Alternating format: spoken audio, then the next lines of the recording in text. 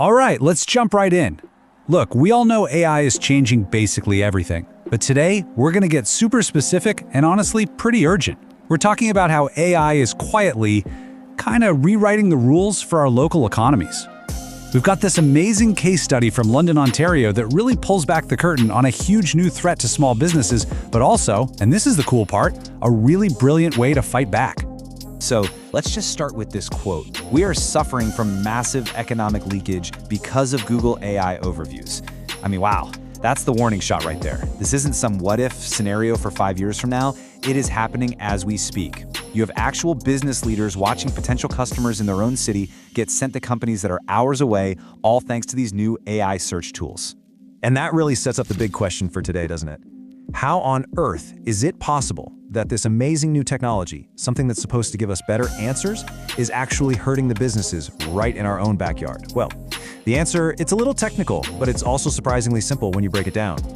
Okay, so before we get to the solution, we have to really understand the problem. And it's got a name. People who are looking at this are calling it the AI economic leak.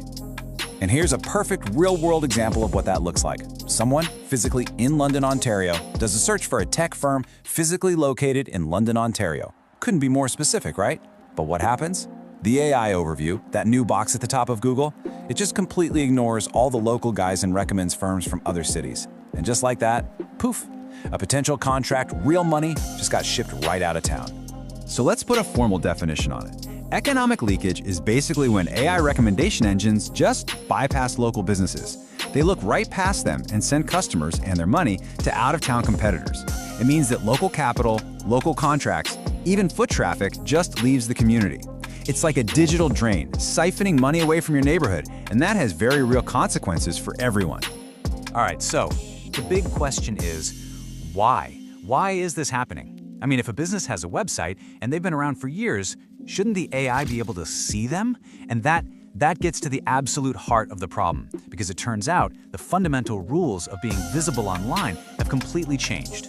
Yeah, take a look at this. It really lays out the massive shift we're talking about. For the last 2 decades, it's all been about SEO for humans, right? Keywords, backlinks, blog posts, all designed to get a person's attention. But the new generative AI, it speaks a totally different language. It doesn't care about your clever blog post. It wants structured data. It wants schema markup. It's a fundamental shift from writing for eyeballs to structuring for algorithms. So what exactly is this new language? Well, forget about the catchy headlines for a second. It's all about feeding the AI clean, unambiguous, structured information about your business. Think of things like schema markup and entity data. They're like a digital nutrition label. They tell the AI exactly what your business is, what it does, and where it is. And it all leads to this one critical concept: becoming machine verifiable. And that is the key phrase right there.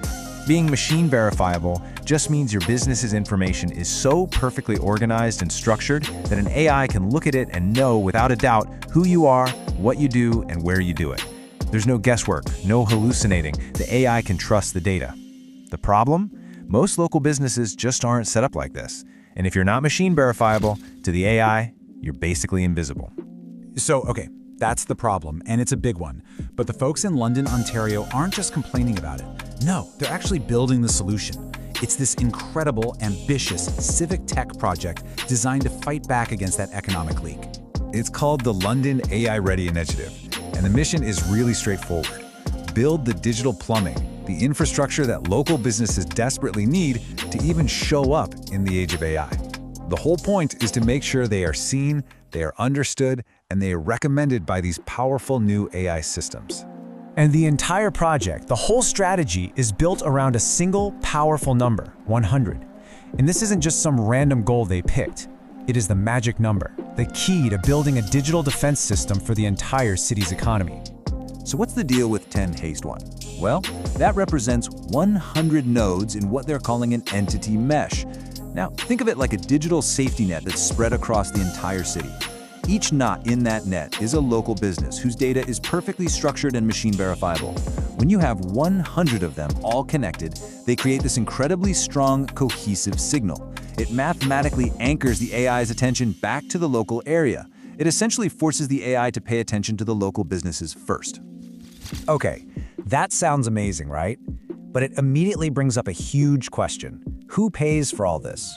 especially when you know that a lot of small businesses are struggling and can't just drop thousands on a tech upgrade. And this is where the model gets really, really clever. They call it the community flywheel. It works on a one-for-one Civic sponsorship model. It's pretty simple. First, an established larger business, an SME, pays to get its own top-tier AI infrastructure built out. Now here's the magic. That one fee automatically funds a basic AI business card for a tiny local micro business, one that could never afford it on its own.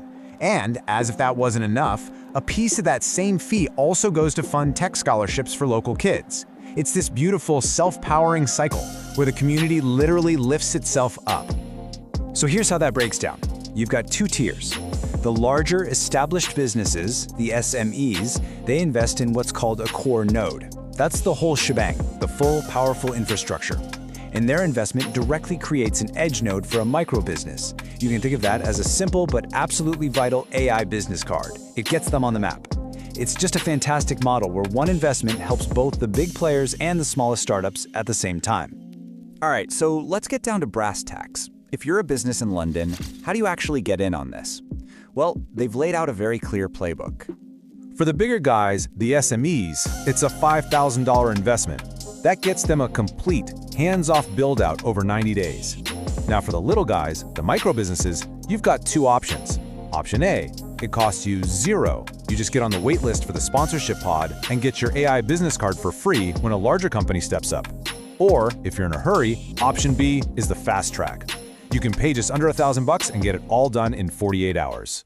And they've made it even easier for those FMEs to jump in.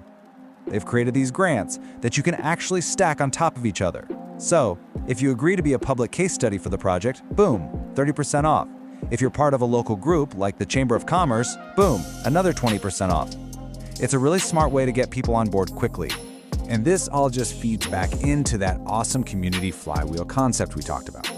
Every single time one of these larger businesses invests, it has this double civic impact. One, it pays for a node for a small, maybe more vulnerable business, and two, it helps fund a tech scholarship for a kid in their own community.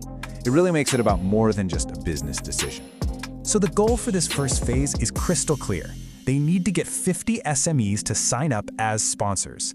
And because of that one-for-one model, those 50 sponsors will automatically fund 50 micro businesses. 50 plus 50, that's 100. And that completes the entire foundational mesh for the city. It's that simple.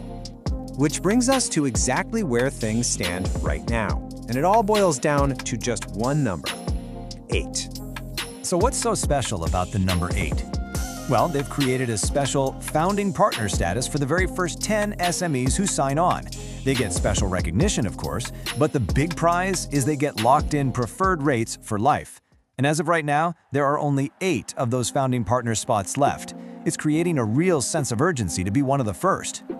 So when you put it all together, this London AI Ready initiative is more than just a cool project. It's a playbook. It's a template for how any community can start proactively defending its local economy from this new AI-driven world. And it really leaves all of us with one big question to think about. What about your town? Is your local economy actually visible to AI, or is it already, quietly, starting to leak away?